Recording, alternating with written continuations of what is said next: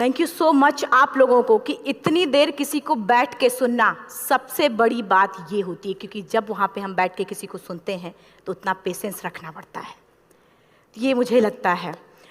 और एक्चुअली मैं 26 साल की हूँ। 2011 में चलती ट्रेन से मुझे कुछ बदमाशों ने, मैं वॉलीबॉल चैंपियन भी रह चुकी हूँ, 2011 में चलती ट्रेन से मुझे बदमाशों ने एक गोल्ड चेन पहनी थी, चलती ट्रेन से मुझे उठा के बाहर फेंक दिया था। लखनऊ से दिल्ली आ रही थी मैं।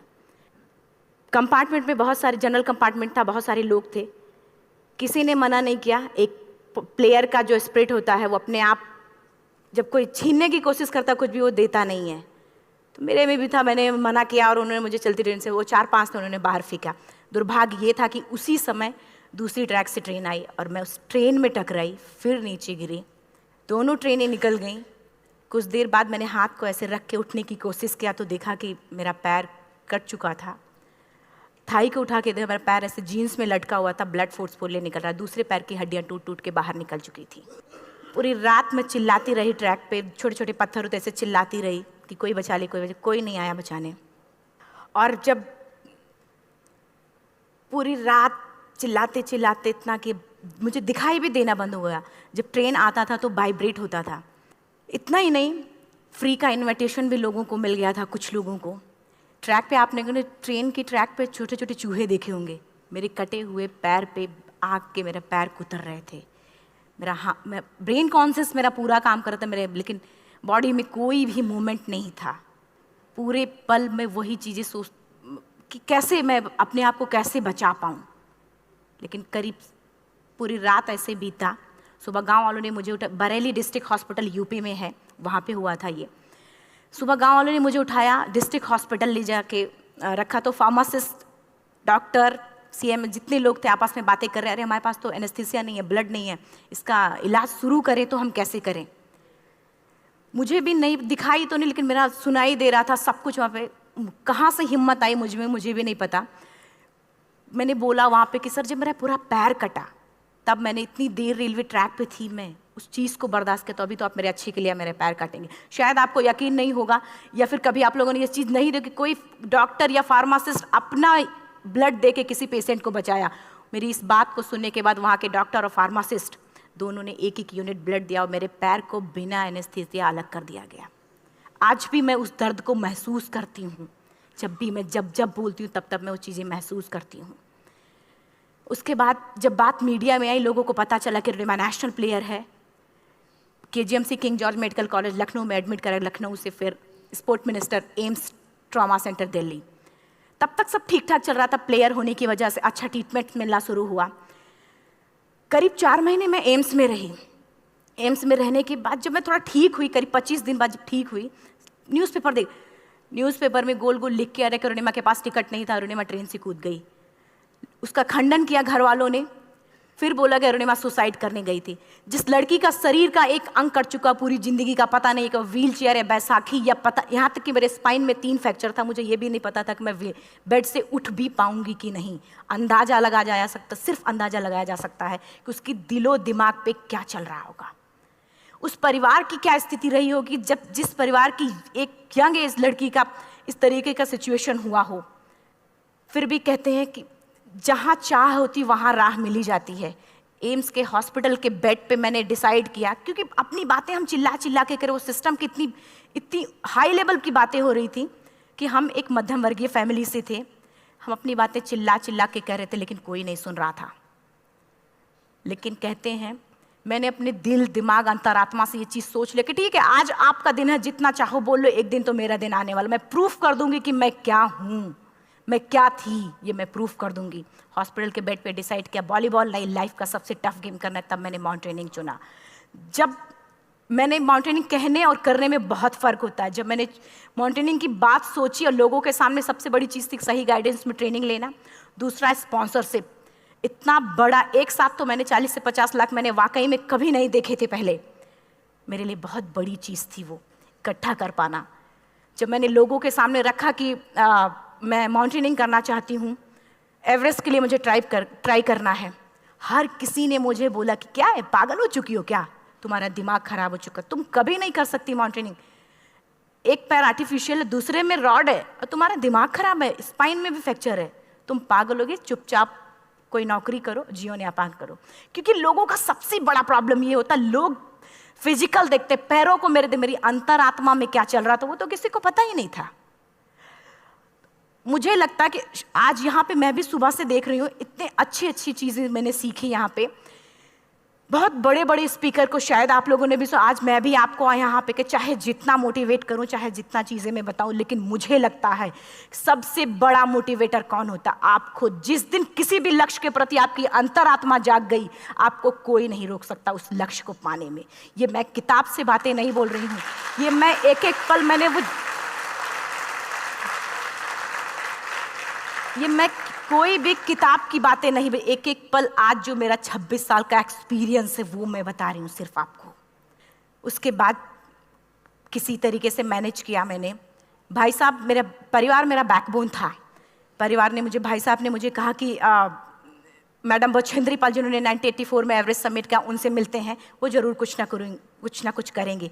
हॉस्पिटल से निकलने के बाद मेरे राइट लेग में स्टिचेस लगी थी। मैंने डायरेक्टली घर जाने की बजाय, जब लोग ये सोचते हैं कि मुझे अपना जीवन यापन कैसे करना है, जब लोग ये सोचते हैं कि मुझे अपनी ज़िंदगी के, मेरे दिमाग में सिर्फ 2 चीज़ें चल रही थी, मुझे इनका जवाब कैसे देना है और एवरेस्ट समिट कैसे करना है। फर्स्ट तुरंत गए बछेंद्री मैम के पास। जब मिले, मैम ने फर्स्ट टाइम जब मुझे देखा तो उन्होंने कहा, अरुणिमा, उनकी आंखों में आंसू आ गए। उन्होंने बोला, अरुणिमा, तूने ऐसी हालात में एवरेस्ट जैसे दुरूह पहाड़ के बारे में सोचा तो तूने अपने अंदर तो एवरेस्ट फतह कर लिया, अब तो सिर्फ लोगों के लिए। मेरे परिवार को छोड़ के बाहर की पहली ऐसी महिला थी जिन्होंने मुझ पे भरोसा किया था कि हाँ अरुणिमा, तुम कर सकती हो। मेरे लिए वही बहुत बड़ी चीज़ थी।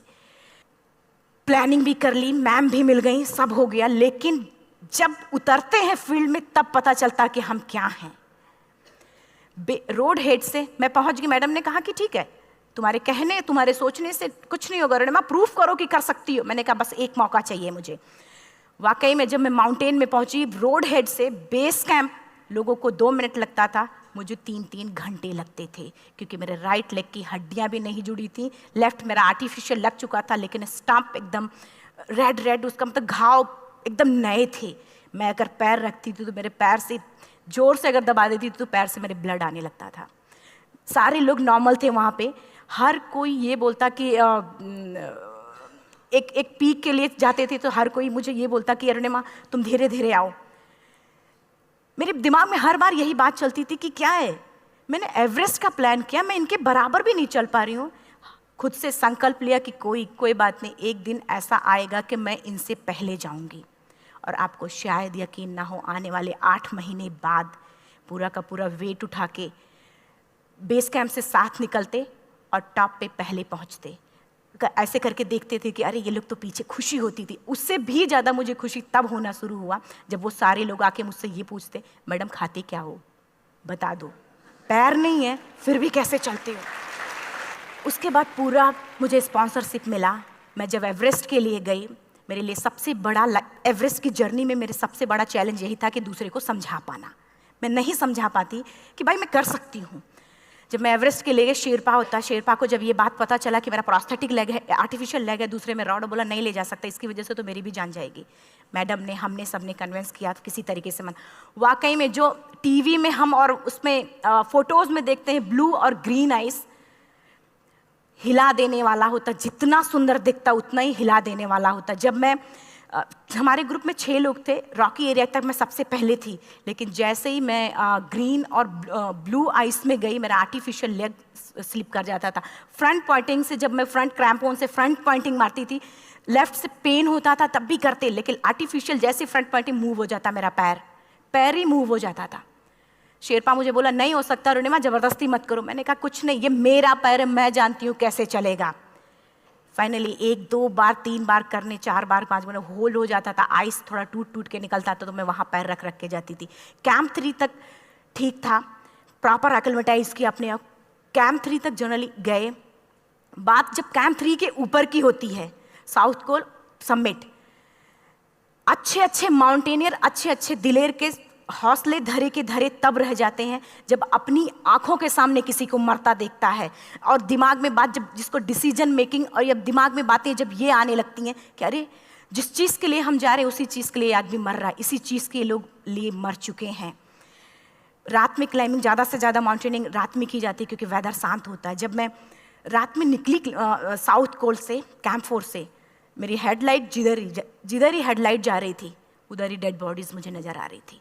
मेरे रोंगटे खड़े हो रहे थे, मुझे समझ में नहीं आ रहा था कि मैं करूं तो क्या करूं। इतना ही नहीं, मैं जिस रोप में थी उसी रोप में जब मैं आगे जा रही हूं और एक बांग्लादेशी, उनका हाथ हल्का हल्का ऐसे हिल रहा, मुंह से आवाज आ रही थी। मैं एक्सप्लेन नहीं कर सकती मुझे कितना डर लग रहा था। बार बार ये बार बार मन में आती, इसका ऑक्सीजन खत्म हुआ है, ये मर चुका है लास्ट सिचुएशन में, और हम कुछ नहीं कर पा रहे हैं, क्या करें। उसके बाद मैंने 10 से 15 मिनट सिर्फ मैं वहाँ खड़ी रही। मैंने सिर्फ इतना बोला कि अगर आप सभी में से सभी ने एवरेस्ट सबमिट कर लिया तब तो ठीक है, अगर नहीं सबमिट किया है मैं सबके लिए एवरेस्ट सबमिट करूँगी और जिंदा वापस जाऊँगी। क्योंकि जैसा हम सोचते हैं हमारी बॉडी उसी तरीके से जनरेट करना शुरू करती है। मैंने डेड बॉडी, क्योंकि जा ही नहीं सकते थे किनारे से, उसी रोप में वो एंकर है, डेड बॉडी को लांगी और लांग के जाना शुरू किया। हिलेरी स्टेप साउथ समिट के करीब जब मैं खुद पहुंची, मेरे शेरपा ने एक जोर से झटका मुझे दिया कि अरुणिमा वापस चलो, तुम्हारा ऑक्सीजन खत्म हो रहा है। हिलेरी स्टेप के बाद एवरेस्ट समिट है, थोड़ा चलने के बाद एवरेस्ट समिट है। अगर कोई आपसे ये बोले, आप अपने टारगेट के इतने करीब हो, अगर कोई आपसे ये बोले कि अरुणिमा वापस चलो, कैसा लगता है? मैंने भी यही बोला, सर क्या बोल रहे हो आप, मैं नहीं जाऊंगी वापस। बोला अरुणिमा जिंदगी रही, दोबारा ट्राई करना और एवरेस्ट समिट हो जाएगा दोबारा तुम्हारा। मैंने कहा नहीं, ये आप जिंदगी में गोल्ड चांस बार बार नहीं आते, लाइफ में कभी कभी आता है, ये आपके ऊपर आता, आप उसको पकड़ के रखते हो या फिर छोड़ देते हो। मैं अपना गोल्ड चांस कभी नहीं, क्योंकि मैं जान रही थी मुझे स्पॉन्सरशिप बहुत मुश्किल से मिला, एक बार अगर मैं छोड़ देती दोबारा मुझे कभी नहीं मिलता।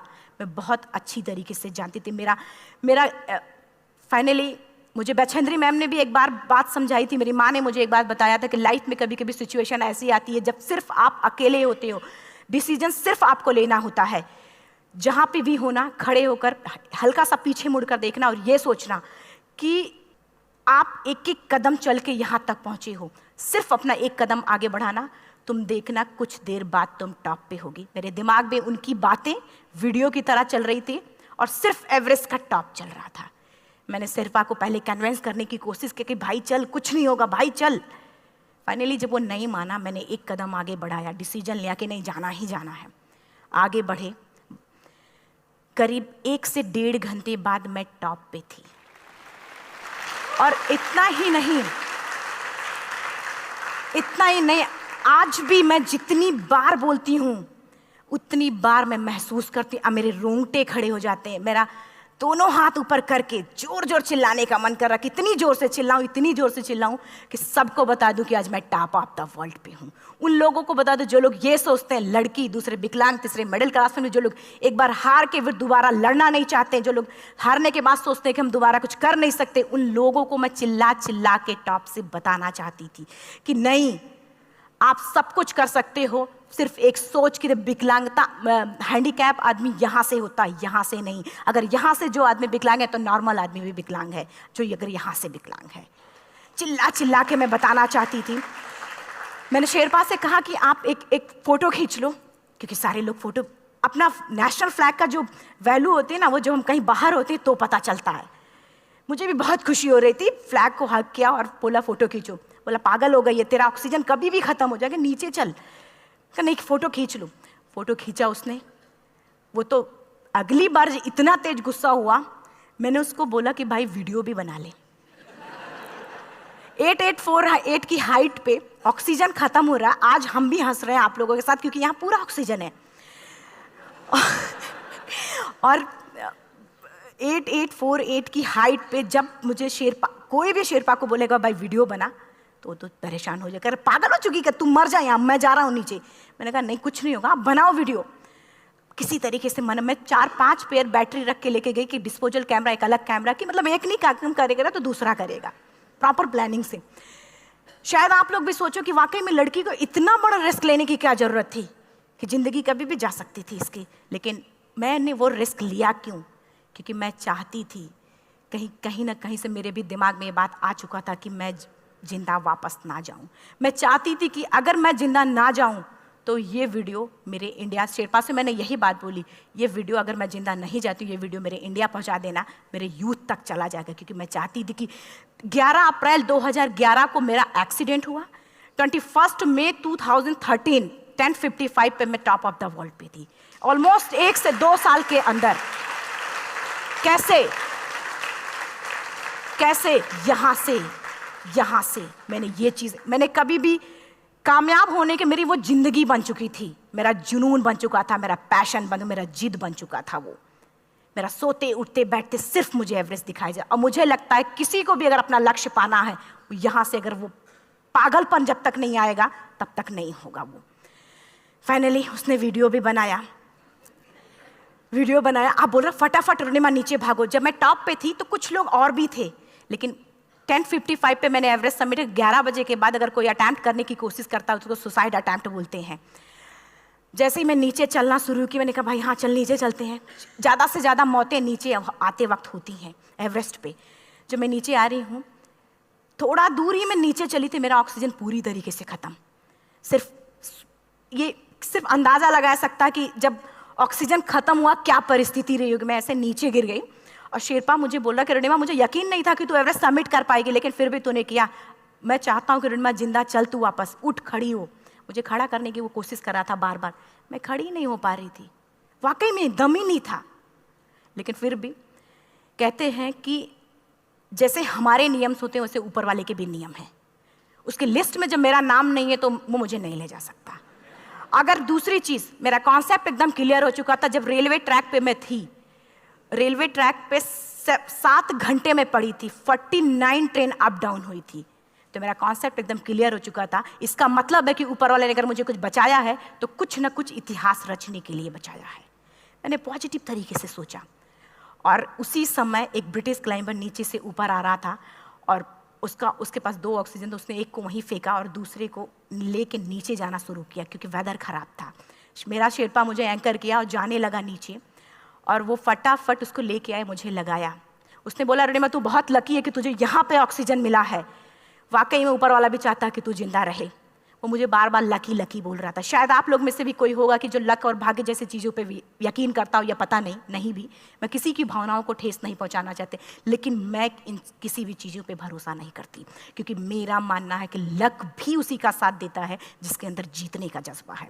अगर आपके अंदर जीतने का जज्बा नहीं है, चारों तरफ सिर्फ बहाने होते हैं, सिर्फ बहाने, इतना सारा एक्सक्यूज़ होता है। शायद मैं भी अगर वापस आ गई होती तो मैं बोल देती मेरा ऑक्सीजन खत्म है, कोई मुझसे पूछने ना बचेंद्री मन न मेरा परिवार, कोई भी मुझे पूछने नहीं आता। लेकिन क्या कभी मैं अपने आप को समझा पाती? कभी नहीं। फाइनली जो भी था, लक भाग्य किस्मत में नीचे आ रही थी, बहुत खुश थी। माउंटेन, डेड बॉडीज, मेरा शेरपा, ये लोग थे। मैं किसी से शेयर भी नहीं कर पा रही थी कि अरे मैंने एवरेस्ट सबमिट किया, किसी से शेयर भी नहीं कर पा रहे थे। फटाफट मैंने नीचे हील मार के, हमारे से हील मार के नीचे आ रहे थे। एकाएक मेरा प्रोस्थेटिक लेग, पूरा का पूरा लेग ही निकल गया। -60 डिग्री तक टेम्परेचर डाउन हो जाता है एवरेस्ट पे। मेरा हाथ वगैरह ये सब ऐसे मूवमेंट, ऐसे मुड़ नहीं रहा था, ब्लड निकलने लगा था, ये सब यहाँ पे। मुझे शेरपा से मैं बोल रही हूँ कि ऑलरेडी मेरा पैर कटा हुआ है, अगर दिमाग में ये बात है कि मेरा हाथ भी काटना पड़ेगा, कैसा लगेगा मेरा दिमाग। क्योंकि ये ऐसा मूवमेंट, रेड 3 स्टेज होती हैं। रेड मेरा हो चुका था, रेड, ब्लैक, ब्लू, ब्लैक हो तो काटना पड़ेगा। तो बार बार मैं बोल रही हूँ शेरपा से कि भाई हाथ मेरा कुछ हो रहा है, इसमें मूवमेंट नहीं हो रहा है, यहाँ सबसे ब्लड हो रहा है। बोला रोनिमा कुछ नहीं, जितना नीचे जाएंगे उतना अच्छा होगा। प्रोस्थेटिक लेग मेरा निकल चुका है, मैं रुकी हूँ, मेरा ऑक्सीजन चल रहा, बड़े मुश्किल से लक भाग्य किस्मत जो भी था मुझे मिला था। शेरपा मेरे आगे है, लास्ट मोमेंट तक वो मुझे बोलेगा, अगर वो मैं नहीं चलती वो मुझे छोड़ के चला जाए। गलती उसकी भी नहीं होती, क्योंकि वो क्या करे, क्लाइंबर की वजह से, या तो अपनी जान वो भी दी, गलती उसकी भी नहीं है। लास्ट में मेरी आंखों से आंसू निकलने लगा। मैंने सोचा क्या करूँ अब, रोने अपने आप आंसू ने कहीं ना कहीं से आ ही जाता है। दूसरे पल मुझे समझ में आ गया कि रोने धोने से कुछ नहीं होगा। मैंने आंसू को पोंछा और रोप, जो मेरी रोप थी, रोप को पकड़ा, दूसरे हाथ से आर्टिफिशियल लेग को, पैर को घसीट के चलना शुरू हो गया, क्योंकि मेरे पास यही था। ये तो दूसरा था, गिव अप कर दो ही चीज़ थी। पैर को घसीट चलना शुरू हुआ। कुछ दूर नीचे चलने के आने के बाद रॉक था, उसमें घुसे, पैर को खोला, सही किया, फिर नीचे चला। Camp 4 to summit to camp 4 3500 feet है, और इसमें टोटल जनरली लोग 16 से 17 घंटे में समिट कर लेते हैं। मुझे टोटल 28 घंटे लगे थे। हर माउंटेनियर, चाहे बाहर का या फिर इंडिया का, हर किसी ने ये मान लिया था कि अरुणिमा जिंदा वापस नहीं आएंगी। हर किसी ने ये चीज़ मान लिया था। लेकिन मुझे लगता, जब मैं वापस साउथ कोल पहुंची, जब मैं टेंट का जिप खोला, मैंने हर किसी ने कहा कि अरे तू यहाँ है, हम तो सब सोच लिए थे तू चली गई। हर किसी ने ये बोला था। फिर सब खुशी मना रहे थे हम सब। देखिए, ये सब बताने का मेरा सिर्फ एक मकसद था कि सब कुछ हम में है, हम जैसा चाहें वैसा कर सकते हैं। ऑलरेडी टाइम हो चुका है। मैं एक चार लाइन की पंक्ति सिर्फ बोलूँगी। मैं एक्चुअली, मेरा एम है कि मैं वर्ल्ड के जो कॉन्टिनेंट हैं, कॉन्टिनेंट के हाईएस्ट पीक समिट करूं। एशिया का एवरेस्ट हो चुका है, अफ्रीका किलिमंजारो हो चुका है, यूरोप का एल्ब्रूस हो चुका है। 23 नवंबर को मैं जा रही हूँ ऑस्ट्रेलिया हाईएस्ट पीक के लिए। बस आप लोगों की गुड विशेस चाहिए। और 4 लाइन, अभी तो इस बाज की असली उड़ान बाकी है, अभी तो इस बाज की असली उड़ान बाकी है, अभी तो इस परिंदे का इम्तहान बाकी है, अभी अभी मैंने लांघा है समुद्रों को, अभी तो पूरा आसमान बाकी है। Thank you so much. Thank you.